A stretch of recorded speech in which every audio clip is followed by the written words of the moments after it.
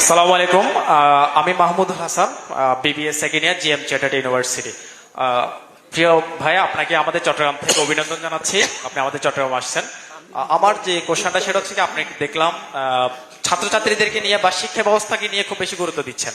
তো আমার যে দুঃখের বিষয়টা সেটা হচ্ছে কি, প্রতিটা নাগরিকের তো আপনার বার্থ সার্টিফিকেট বলেন, পাসপোর্ট বলেন এবং আইডি কার্ড পাওয়া একটা নাগরিকত্ব অধিকার, কিন্তু এই নাগরিকত্ব অধিকার পেতে আমাদেরকে যে পরিমাণ ঝামেলা পোয়াতে হয়, আমরা চাই আপনি যেভাবে খুব সংক্ষেপে এবং ঝামেলা মুক্তভাবে আইডি কার্ড বাংলাদেশে এসে করতে পারছেন, আমরা প্রত্যেকে এভাবে করতে চাই এবং প্রত্যেকের আইডি কার্ড গুলা প্রত্যেকের আইডি কার্ড, পাসপোর্ট এবং বার্থ সার্টিফিকেট স্কুল লাইফে প্রত্যেকে করে ফেলতে পারে, সেই সুবিধাটা চাই। আর বিশেষ করে আইডি কার্ডের সব ভুল এবং হচ্ছে ছবি, আপনি যদি আইডি কার্ডের ছবির দিকে তাকান, আমরা যদি কোনো ইউরোপীয় অ্যাম্বাসিতে যাই তখন আমাদের দিকে একবার তাকায়, আমার পাসপোর্ট এবং এনআইডি কার্ড দিকে 10 বার তাকায়, চিন্তা করে বাংলাদেশে দুর্ভিক্ষ চলতেছে কিনা। ওরা চিন্তা করতেছে বাংলাদেশে কোনো দুর্ভিক্ষ লাগছে কিনা, যে তাদের ছবির অবস্থা কেন, তাদের বাস্তবীয় চেহারার সাথে এমন অবস্থা কেন। তাদের এই অদক্ষ ব্যবস্থাপনার জন্য আমাদেরকে যে ঝামেলাগুলো পোয়াতে হচ্ছে, সেই আপডেট যুগে যেখানে চায়না এবং জাপান 2050 সালের কথা চিন্তা করতেছে, আর সেখানে আমরা বাংলাদেশের মানুষ আমাদের সার্টিফিকেট, পাসপোর্ট এবং আইডি কার্ড সংশোধন করতে করতে আমাদের জীবন চলে যাচ্ছে। তো এইখানে আপডেটটা কি করবেন, আমাদেরকে একটু এই বিষয়ে একটা আপডেট করবেন। আর বিশেষ হচ্ছে বাংলাদেশে যে সমস্যাটা আমরা মেন ফেস করি সেটা হচ্ছে কি, ভেজাল মুক্ত খাবার। আর আপনি দয়া করে আপনার ক্ষমতা আসলে এই খাবারকে ভেজাল মুক্ত করার জন্য কি করবেন, যে ফরমালিন মুক্ত। আচ্ছা, হঠাৎ আইডি কার্ড থেকে একদম ভেজাল, একদম ভেরি কন্ট্রাস্ট কোয়েশ্চেন। এনিওয়ে, আপনি যেটা প্রথমে যেটা বললেন, হ্যাঁ, আনফর্চুনেটলি বা ফর্চুনেটলি আলহামদুলিল্লাহ আমার পক্ষে খুব ইজি হয়েছে কাজটা করতে। না, আমি অস্বীকার করছি না, তো আমি স্বীকারই করছি আপনাদের সামনে। বাট এটা প্রসেসটাকে ইজি করতে হবে, আর প্রসেসটাকে ইজি করতে হলে জিনিসটাকে যত ডিজিটালাইজ করতে পারবো আমরা উইথ সাম কারেকশনস, আমার কাছে যেটা মনে হয়, তাহলে আপনি ঘরে বসেই জিনিসটাকে করতে পারবেন।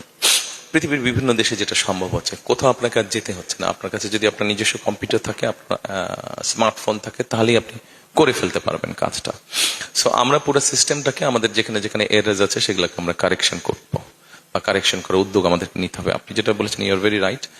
অনেককে অনেক হ্যাসেল পোহাতে হয়। আমি করে মানে আমার ওই এনআইডি কার্ড করে আসার পরে সোশ্যাল মিডিয়াতে দেখলাম কেউ একজন যোগ করে দিয়েছে যে আমি গিয়ে কমপ্লেন করছি, আরে ভাই আমার নাম তারেক লিখে দিয়েছে বারেক। আচ্ছা, তো আমার কাছে যেটা মনে হয় যে সিস্টেমটাকে আমাদের ইজি করতে হবে আর মোর ডিজিটালাইজ করতে হবে। যদি আমরা ডিজিটালাইজ করি, ইন দ্যাট কেস কারাপশন বা যেগুলো সমস্যা আছে সেগুলো অনেকাংশে কমে আসবে। এটা গেল একটা। আপনি যেটা বলেছেন ভেজালের বিষয়টা, এই বিষয়টা যদি ঠিক করতে হয় তাহলে আমাদেরকে আমাদের কনসাস ঠিক করতে হবে, এবং এটা সরকারের একার কাজ না, এটা আমার, আপনার, আমাদের সকলের কাজ। এটা আমাদেরকে সকলকে মিলেই করতে হবে। অন্যায়ের বিরুদ্ধে প্রতিবাদ করতে হবে। আপনি যেটা প্রিজারভেটিভের কথা বলেছেন, ফরমালিনের কথা বলেছেন, নিশ্চয়ই আপনি জানেন একটা খাবারে নর্মালি একটা সার্টেন পোর্শনের একটা প্রিজারভেশন বা প্রিজারভেটিভ দেওয়া হয়। এটা সব খাবারই দেওয়া হয়, এটা বিদেশে দেওয়া হয়। আমাদের দেশে যেটা হচ্ছে, যারা অসৎ ব্যবসায়ী তারা অতিরিক্ত বেশি দিয়ে দেয়, অথবা তাদের ধারণা নেই, এবং সেই জন্যই জিনিসটা তখন পয়জন হয়ে যায়। তো আমাদেরকে মোট কথা এই জিনিসটাকে যদি বেরিয়ে আসতে হয়, এখানে আমাদের সবাইকে এগিয়ে আসতে হবে। একটা বিষয় আমি আপনাদেরকে বলি, সেটা হচ্ছে একটা দেশ কিন্তু শুধু একটা সরকার গড়ে তুলতে পারে না, একটা দেশকে সকলে মিলে গড়ে তুলতে হয়।